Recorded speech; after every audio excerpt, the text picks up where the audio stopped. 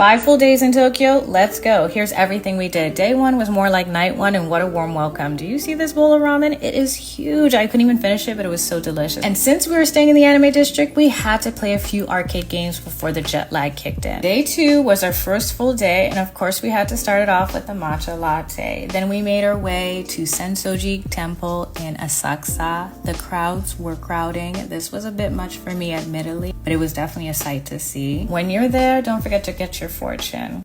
We perused a bit, tried some treats, got a few trinkets.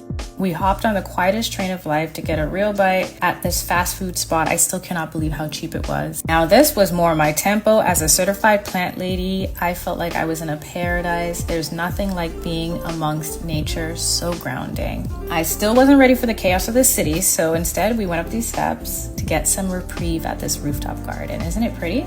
For dinner, we went to this unassuming basement omakase, but oh my gosh, every piece was a work of art. The night is still young, just a little rain, but a lot of neon lights, so we're gonna walk around a bit and make our way to Golden Gai. It began to pour, and every small place packed up quick, but we still managed to go to 2 spots. Day 3 starts off with a 7-Eleven run, and that onigiri tied me over. We were at TeamLabs borderless for 3 hours. When they tell you it's an immersive sensory experience, they mean it. And as someone who's visually impaired, I still had a good time. I did walk into a wall or two.